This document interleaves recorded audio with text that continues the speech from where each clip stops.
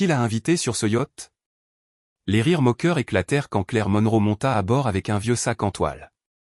Parmi les invités affichant des marques de créateurs, elle fut rejetée comme une étrangère, indigne d'attention. Mais quelques heures plus tard, la mer rugit lorsqu'un destroyer de la marine s'arrêta directement devant le yacht.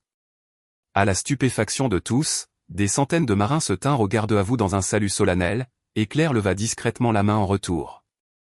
Claire se tenait là, sa robe beige flottant dans la brise, ses cheveux noirs lâches bougeant légèrement alors qu'elle serrait ce s'accuser. Elle ne scia pas quand les premiers rires fusèrent.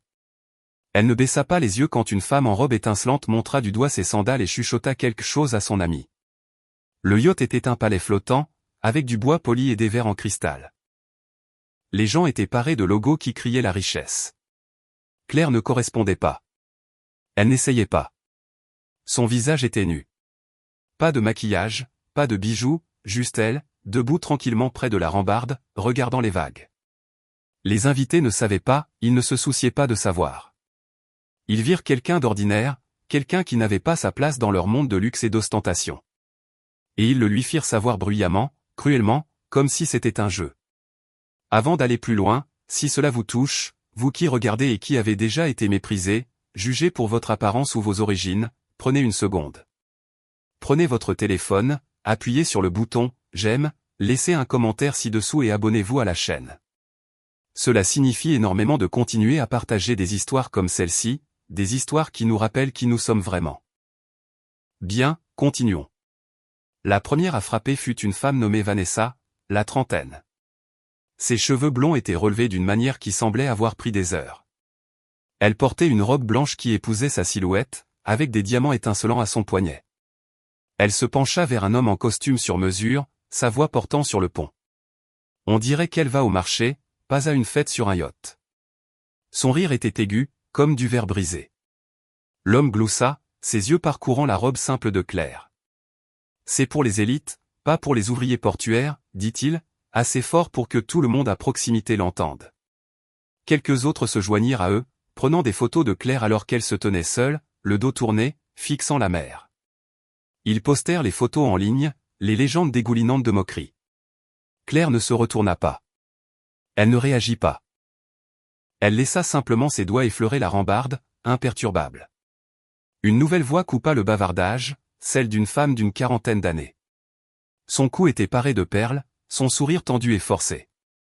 C'était le genre de personne qui organisait des galas de charité, mais ne donnait jamais sans une séance photo. Elle se tenait près de Claire, un martini à la main, sa voix forte et mielleuse. « Chérie, tu t'es perdue en chemin vers la friperie ?» Le groupe autour d'elle gloussa, leurs yeux se posant sur la robe beige de Claire. La femme se pencha plus près, son parfum âcre, et ajouta « Ce yacht est pour les gens qui ont leur place, pas pour les égarés. » La main de Claire s'arrêta sur la rambarde, ses doigts se recroquevillant légèrement. Elle tourna juste assez la tête pour croiser le regard de la femme et dit « L'appartenance n'est pas une question de vêtements. » Sa voix était calme, mais elle portait comme une cloche dans une tempête. La femme cligna des yeux, son sourire vacillant, et le groupe se tut un instant avant de forcer de nouveaux rires. Le yacht fendait l'eau, le soleil était haut, l'air épais de sel et de jugement. Claire se dirigea vers l'arrière, trouvant un petit banc près du bord du pont. Elle s'assit, son sac sur ses genoux, sa posture droite mais pas raide. Un groupe de jeunes invités, tous dans la vingtaine, s'avança d'un air nonchalant, des lunettes de soleil perchées sur le nez comme s'il posait pour un magazine. L'un d'eux, un gars aux cheveux gominés en arrière et une chaîne en or, sourit d'un air narquois, et « Tu sais même pas distinguer la proue de la poupe ?» Ses amis rirent, l'encourageant. Une autre, une fille au bronzage artificiel et un bikini fluo, montra du doigt les sandales de Claire. « Fais attention de ne pas tomber, ma belle. Tu auras le mal de mer dans 5 minutes. » Ils poussèrent une paire de jumelles dans les mains de Claire en gloussant. « Allez, joue à la marine pour nous. » Claire regarda les jumelles, puis eux. Ses yeux étaient fixes, froids. Elle rendit les jumelles sans un mot. Le groupe s'éloigna, continuant de rire, leur voix résonnant sur le pont. Le capitaine, un homme nerveux d'une cinquantaine d'années au visage buriné, croisa le regard de Claire alors qu'elle passait la barre. Il se figea une fraction de seconde, ses mains s'arrêtant sur la roue. Quelque chose chez elle, sa façon de se tenir, les pieds ancrés comme si elle avait foulé 1000 ponts, ses épaules carrées mais détendues, le fit s'arrêter. Il lui fit un signe de tête, rapide mais délibéré, le genre que l'on ne donne pas à n'importe qui. Les autres invités ne remarquèrent rien, trop occupés à siroter du champagne et à poser pour des selfies. Mais quelques-uns virent l'échange, leurs sourcils se fronçant. « Pourquoi lui fait-il un signe de tête » murmura une femme au chapeau rouge à son mari. « Elle n'est personne. » Claire hocha la tête une seule fois en retour et continua de marcher. Elle ne sourit pas. Elle n'en avait pas besoin. Un homme d'une trentaine d'années, sa chemise déboutonnée pour montrer un bronzage qu'il avait clairement payé, s'avança avec arrogance vers Claire.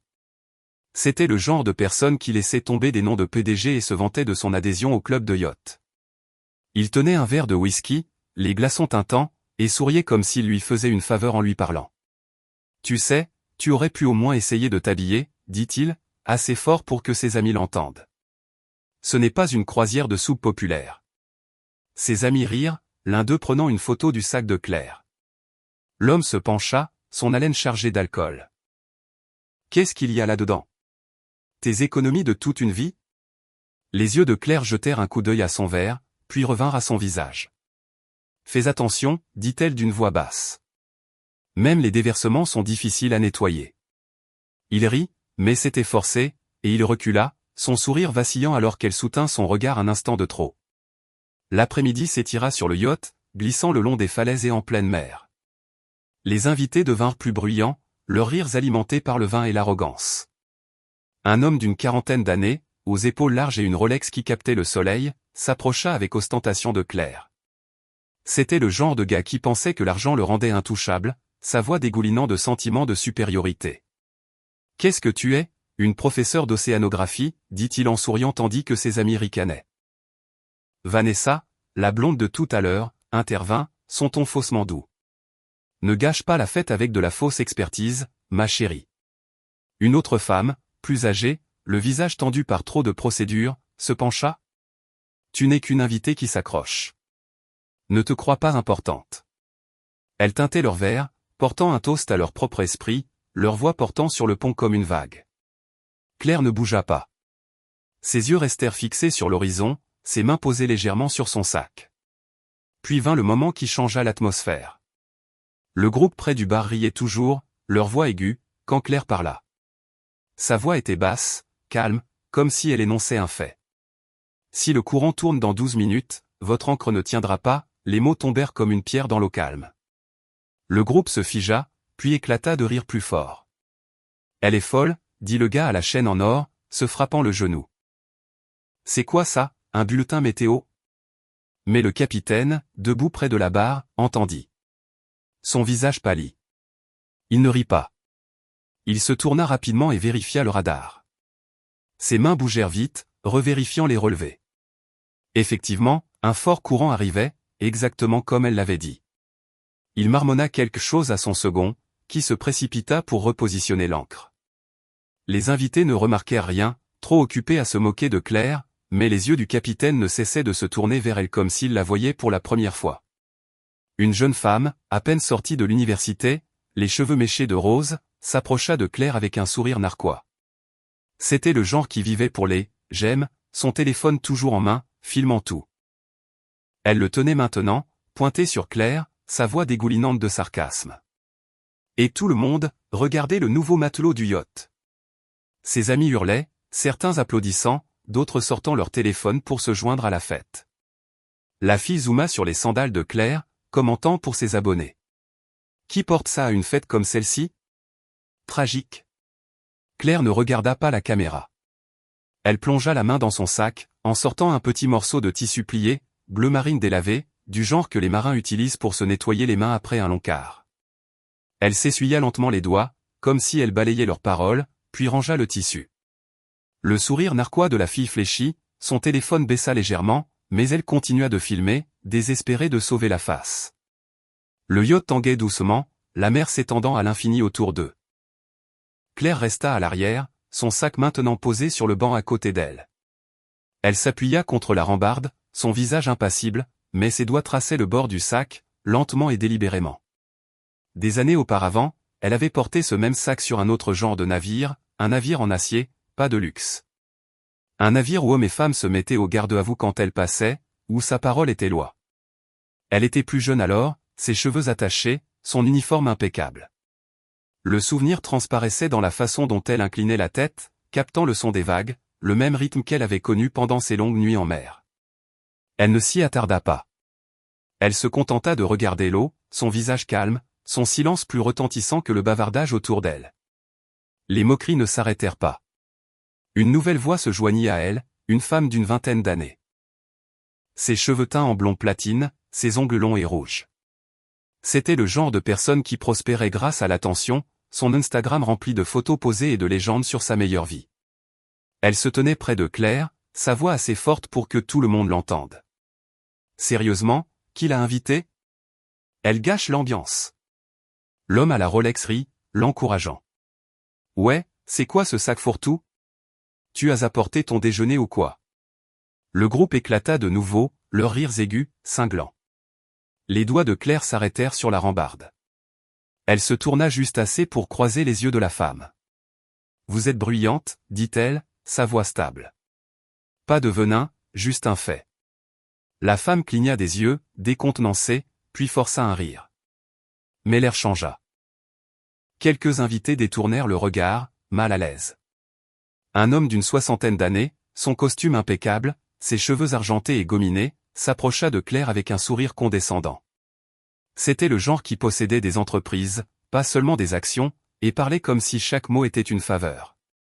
Il s'arrêta près d'elle, faisant tournoyer un verre de vin rouge, ses yeux se rétrécissant. Vous devez vous sentir tellement déplacé ici, dit-il, son ton presque aimable, mais teinté de pitié. Ce n'est pas votre monde, n'est-ce pas? Le groupe à proximité se pencha, avide de sa réponse, prêt à rire. Claire inclina la tête, ses yeux rencontrant les siens. Elle plongea la main dans son sac, en sortant une petite boussole en laiton, ses bords usés mais polis. Elle la souleva, la laissant capter la lumière, puis dit, j'ai navigué dans des situations pires. Le sourire de l'homme se figea, son verre de vin immobile tandis que la boussole brillait, un défi silencieux dans sa main. Le soleil descendit plus bas, peignant la mer d'or. Claire resta là où elle était, sa robe captant la lumière, ses sandales éraflées mais stables sur le pont. Le capitaine repassa, cette fois, ralentissant ses pas. Il ne dit rien, mais ses yeux s'attardèrent sur elle comme s'il essayait de la situer. Il avait déjà vu des gens comme elle, des gens qui n'avaient pas besoin de crier pour diriger une pièce, des gens qui avaient vu des choses, fait des choses que d'autres ne pouvaient imaginer. Il inclina légèrement son képi et passa son chemin. Les invités le remarquèrent cette fois, leur murmure devenant plus vif. « Qu'est-ce qu'il a ?» dit la femme au chapeau rouge, sa voix basse mais agacée. Elle n'est qu'une inconnue. Pourquoi agit-il comme si elle était importante? Claire ne réagit pas. Elle déplaça simplement son sac, son mouvement lent, délibéré, comme si elle mesurait le poids du moment. Une femme d'une trentaine d'années, sa robe d'un vert émeraude vif, ses boucles d'oreilles pendantes comme des lustres, s'approcha de Claire. C'était le genre qui avait toujours besoin d'être le centre d'attention, sa voix forte, ses gestes amples. Elle tenait une flûte à champagne, ses ongles tapotant dessus. Tu sais, tu pourrais au moins sourire, dit-elle, son ton aigu, mais joueur, comme si elle taquinait un enfant.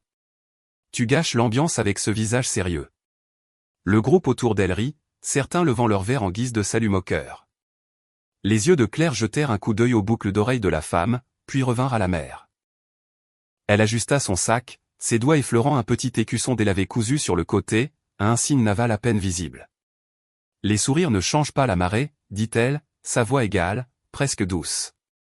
Le rire de la femme lui resta coincé dans la gorge, sa flûte tremblant tandis que les mots de Claire planaient dans l'air. La fête continua, la musique plus forte maintenant, les boissons coulant à flot. Mais quelque chose clochait. Le signe de tête du capitaine, son action rapide sur l'ancre, cela planait dans l'air comme une question à laquelle personne ne pouvait répondre. Un homme en costume de lin, ses cheveux grisonnants mais son ego intact, se pencha vers sa femme. Peut-être que c'est une sorte de consultante, murmura-t-il. Ou une amie du propriétaire. Sa femme, les lèvres peintes couleur corail, secoua la tête.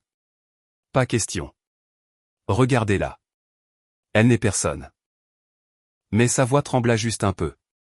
Claire ne les entendit pas, ou si elle le fit, elle ne le montra pas. Elle ouvrit son sac, en sortant un petit livre usé, un manuel de terrain, ses bords effilochés. Elle tourna une page, ses yeux parcourant les mots comme s'il s'agissait de vieux amis.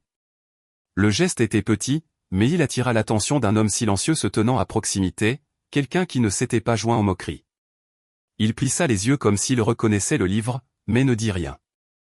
Un jeune homme, à peine 25 ans, ses baskets d'un blanc éclatant et sa montre surdimensionnée, s'avança avec ostentation vers Claire.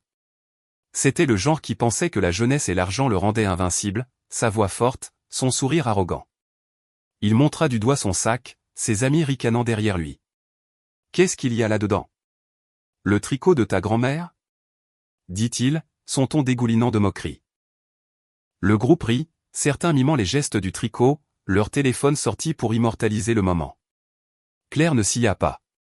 Elle plongea la main dans le sac, en sortant une petite carte pliée, ses bords froissés par des années d'utilisation. Elle la déplia légèrement, révélant une grille de coordonnées, puis la rangea. « Certaines choses valent plus que votre montre, dit-elle, sa voix calme, ses yeux stables. » Le sourire du jeune homme s'estompa, le rire de ses amis hésitant tandis qu'ils voyaient la carte, une lueur de doute traversant leur visage. Puis la mer changea. Un grondement sourd monta au loin, comme le tonnerre mais plus régulier. Les têtes se tournèrent. Les invités arrêtèrent de parler. Leurs vers s'interrompirent à mi-chemin. Une silhouette massive déchira l'horizon. Un destroyer de la marine, sa coque grise fendant les vagues comme une lame. Le pont du yacht bourdonnait d'excitation. Waouh! Des selfies pour Instagram, cria la femme aux cheveux blonds platine, sortant son téléphone. D'autres suivirent, prenant des photos, leur voix forte d'excitation. Mais à mesure que le destroyer se rapprochait, quelque chose changea. Sa corne retentit, longue et solennelle, non pas un salut décontracté, mais quelque chose de plus lourd. Les invités se figèrent, leur téléphone s'abaissant. Des officiers de marine s'alignèrent sur le pont du destroyer, leurs uniformes impeccables, leurs visages sérieux. Ils se tenaient au garde-à-vous, leur salut vif, inébranlable, et chacun d'eux était dirigé vers Claire. Une femme d'une 50aine d'années, ses cheveux tirés en chignon serré, son écharpe de créateur flottant, s'avança, sa voix tremblant d'incrédulité. « Cela doit être une erreur, dit-elle, assez fort pour que le pont l'entende. » Il ne la salue pas. Impossible. Son mari, un homme au froncement de sourcils permanent et un cigare à la main, hocha la tête.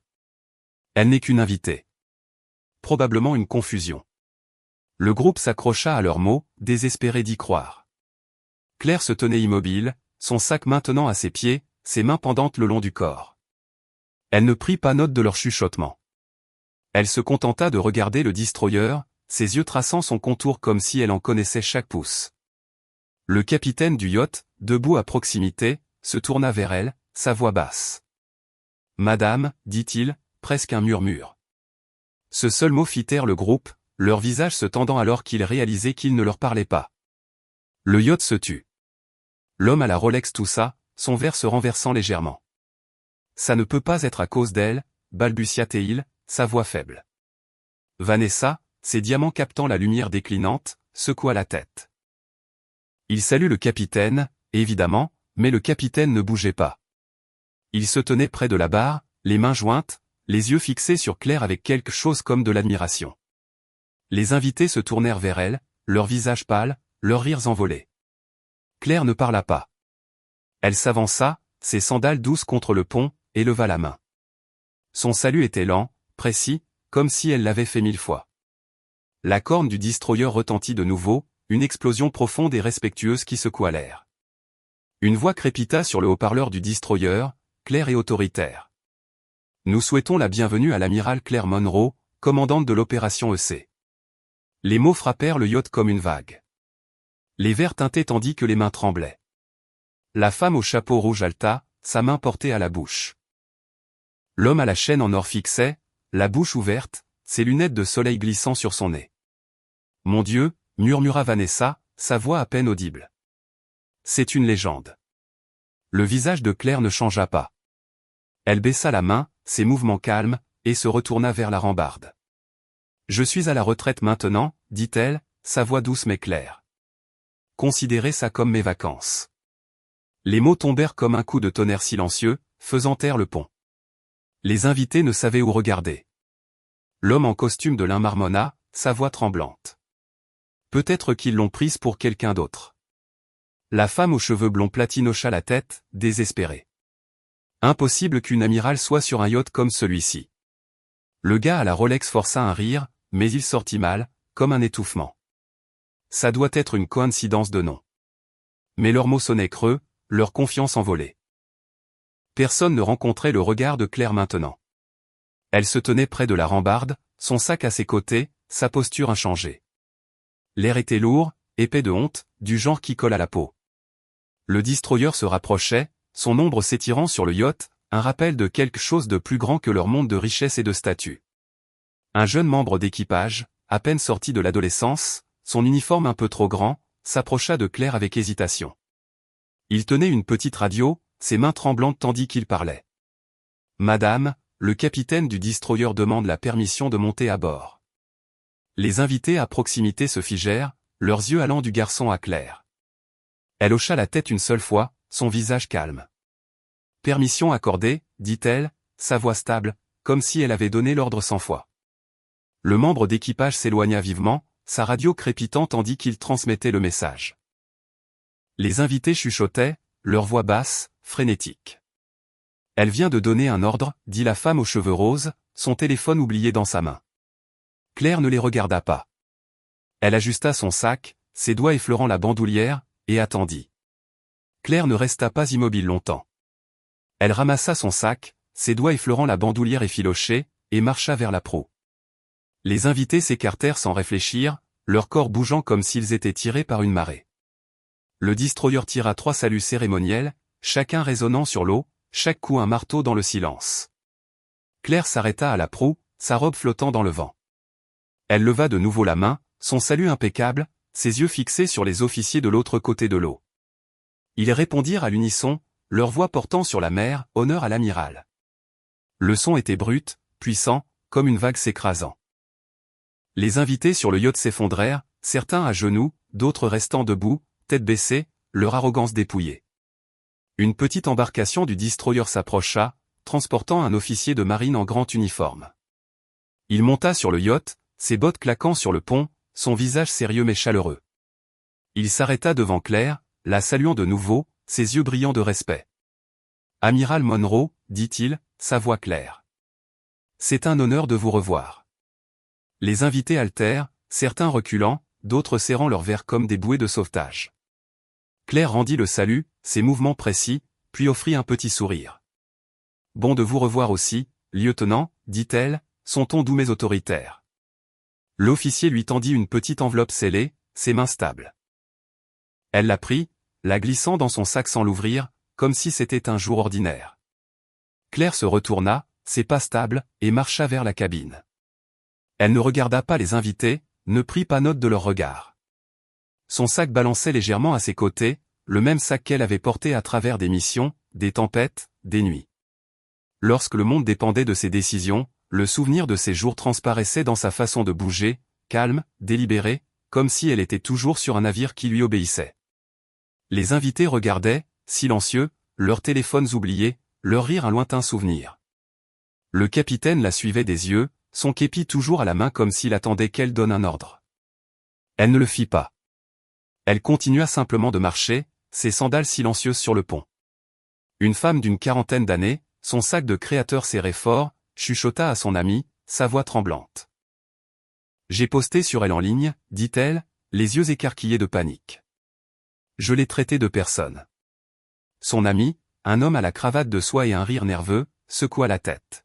« Supprime-le tout de suite. » Mais il était trop tard. Les publications se propageaient déjà, des captures d'écran partagées sur toutes les plateformes, les commentaires s'accumulant. Claire ne le savait pas, ne s'en souciait pas. Elle s'arrêta devant la porte de la cabine, la main sur la poignée, et jeta un coup d'œil à la mer. Le destroyer était toujours là, ses officiers regardant toujours, leurs saluts inébranlables. Elle hocha la tête une seule fois et entra. Le yacht accosta ce soir-là, le soleil couché, l'air frais. Les invités débarquèrent en traînant les pieds, leur voix basse, leur visage tendu. Vanessa, la blonde en robe blanche, ne rencontra le regard de personne en partant. Elle avait posté ses photos de Claire en ligne, celles avec les légendes cruelles. Le matin, ses réseaux sociaux étaient inondés de commentaires la dénonçant, ses abonnés tombant comme des mouches. L'homme à la Rolex, nommé Richard, reçut un appel du conseil d'administration de son entreprise le lendemain. Ils avaient vu les publications, entendu parler du yacht. Son contrat fut résilié. Aucune explication n'était nécessaire. Le gars à la chaîne en or, un influenceur en herbe nommé Jack, vit ses accords de parrainage disparaître un par un alors que les marques se distançaient du contre-coup. Aucun d'eux ne l'avait vu venir. Aucun d'eux ne dit un mot à Claire en partant. La femme aux perles qui s'était moquée de la robe de Claire resta figée en descendant du yacht. Son téléphone vibra avec un message de son conseil de charité. Elle était exclue, son nom effacé de leur site web. Le jeune homme à la montre surdimensionnée, qui avait ri du sac de Claire, vit son adhésion au club de yacht révoquée le lendemain matin, sans raison donnée. La femme à la robe émeraude qui exigeait un sourire vit son entreprise d'organisation d'événements s'effondrer alors que les clients se retiraient, les rumeurs sur son comportement se propageant. Chaque conséquence tombait discrètement, comme des pierres s'enfonçant dans des eaux profondes.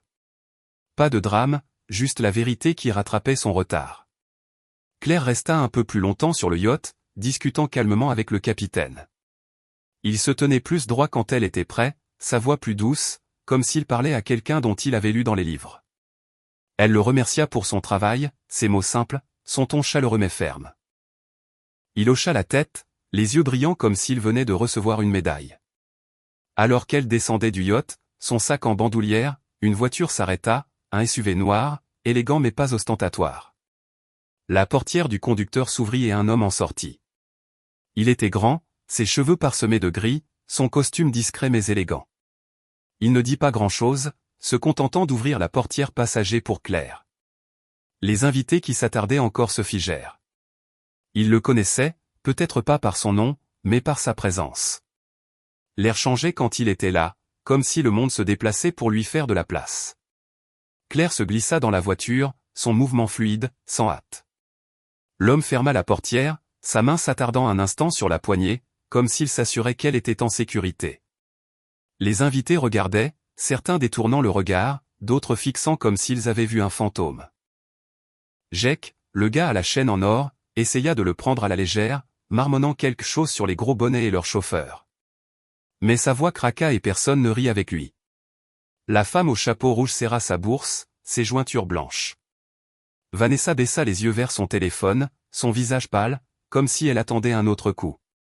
L'homme en costume de lin resta simplement là, sa femme silencieuse à ses côtés. Tous deux savaient qu'ils avaient franchi une ligne qu'ils ne pourraient pas franchir de nouveau. Le SUV s'éloigna, son moteur silencieux, ses lumières perçant le crépuscule. Claire ne regarda pas en arrière. Elle n'en avait pas besoin. Le yacht était derrière elle. Les invités étaient derrière elle, leur monde de bruit et de jugement s'évanouissant dans la nuit. Elle se pencha en arrière sur le siège, son sac sur ses genoux, ses doigts effleurant la bandoulière effilochée. L'homme à côté d'elle jeta un coup d'œil, ses yeux doux mais stables. Il ne lui demanda pas comment s'était passée la journée. Il n'en avait pas besoin. Il conduisit simplement, la route s'étirant devant eux, la mer toujours visible au loin. L'histoire se répandit, comme les histoires le font. Le yacht, le destroyer, le salut. C'est devenu un moment qui est resté. Pour ceux qui y avaient été, c'était un poids qu'ils portaient, un rappel de ce qu'ils avaient fait, de ce qu'ils avaient supposé. Pour d'autres, ce fut une étincelle, une histoire qui les fit se tenir un peu plus droit, tenir la tête un peu plus haute. Claire n'entendit pas les chuchotements, ne vit pas les publications. Elle avançait déjà, sa vie calme mais pleine, sa force non pas dans ce qu'elle disait, mais dans ce qu'elle faisait. Elle avait affronté pire que leurs mots, pire que leurs rires. Et elle avait traversé tout cela, imperturbable comme toujours. On vous a jugé, n'est-ce pas? Méprisé, mis de côté, fait sentir petit. Mais vous avez continué. Vous avez tenu bon. Vous êtes toujours là, et c'est suffisant. Plus que suffisant. D'où nous regardez-vous? Laissez un commentaire ci-dessous et suivez-moi pour traverser avec moi le chagrin, la trahison, et finalement, la guérison.